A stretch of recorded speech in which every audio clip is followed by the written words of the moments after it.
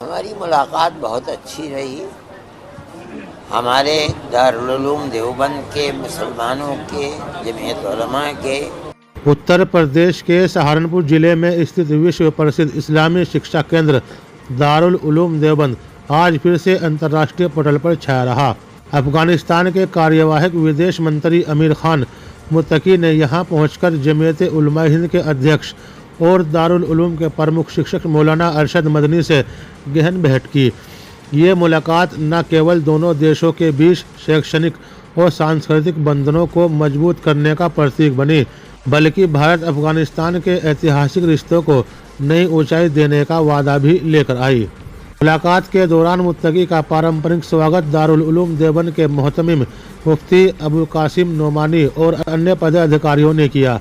उन्होंने दारुल उलूम परिसर, मस्जिद और छात्रावासों को भ्रमण किया, जहां अफगान छात्रों ने उनका उत्साहपूर्ण अभिनंदन किया।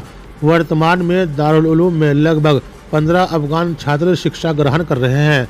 हालांकि सख्त वीज़ा नियमों के कारण उनकी संख्या पहले की तुलना में कम हो गई है। मौलाना मदनी का महत्वपूर्ण बयान, देवबंद का इल्म अफगानिस्तान की धरती पर रोशन। मुलाकात के बाद मौलाना अरशद मदनी ने पत्रकारों से बातचीत में एक महत्वपूर्ण बयान दिया। उन्होंने कहा, अफगानिस्तान से हमारा रिश्ता इल्मी और सियासी दोनों है। दारुल उलूम देवबंद से इल्म हासिल करके कई उलेमा ने अफगानिस्तान में इसका दर्स दिया। मदनी ने आगे जोर देकर कहा कि भारत और अफगानिस्तान के बीच संबंध केवल धार्मिक या शैक्षणिक स्तर पर सीमित नहीं है, बल्कि ये स्वतंत्रता संग्राम से जुड़े ऐतिहासिक बंधन हैं। दोनों देशों ने विदेशी ताकतों के खिलाफ संघर्ष में एक दूसरे का साथ दिया था। मौलाना ने अफगानिस्तान में महिलाओं की शिक्षा पर लगे प्रतिबंधों का भी जिक्र किया, लेकिन कहा कि इस मुद्दे पर विस्तृत चर्चा नहीं हुई। उन्होंने जोर दिया कि इस्लामी शिक्षाओं में कहीं भी कोई भी अंतर नहीं है और सभी देशों में शांति व सौहार्द की मुख्य संदेश है। साथ ही उन्होंने आश्वासन दिया कि अफगानिस्तान की ओर से भारत में किसी भी प्रकार के आतंकवाद को समर्थन नहीं मिलेगा। अफगानिस्तान से अब कोई आतंकी भारत नहीं आएगा, मदनी ने स्पष्ट शब्दों में कहा। हमारी मुलाकात बहुत अच्छी रही। हमारे दारुल उलूम देवबंद के, मुसलमानों के, जमीयत उलमा के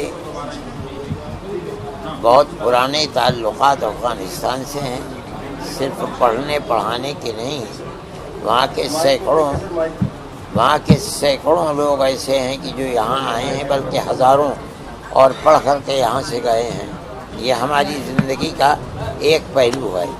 दूसरा पहलू ये है कि हमारे अकाबिर ने जो आज़ादी हिंदुस्तान के लिए कुर्बानी दी है, जो माल्टा की जेल के अंदर रहे हैं, उन्होंने माल्टा जाने से पहले सन 14 में यहाँ से भेजकर मौलाना उबैदुल्लाह सिंधी को अफ़गानिस्तान की सरज़मीन को चुना था, वहाँ जलावतन हुकूमत इंडिया की बनाने के लिए।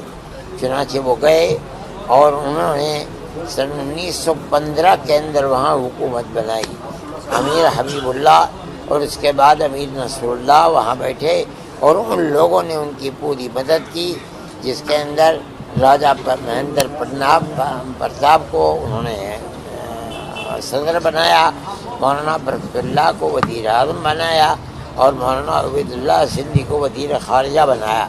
ये हिंदुस्तान की ऐसी तारीख़ है कि सिवाय हमारे अकाबिर के किसी के अंदर ये दमख़म नहीं था कि वो दुनिया के अंदर आज़ादी वतन के लिए जला वतन हुकूमत बना सकता। दोस्तों, अगर आपको ये वीडियो पसंद आया तो कृपया लाइक बटन दबाना ना भूलें और हमारे चैनल को सब्सक्राइब करें, ताकि आप हमारे नए वीडियो सबसे पहले देख सकें।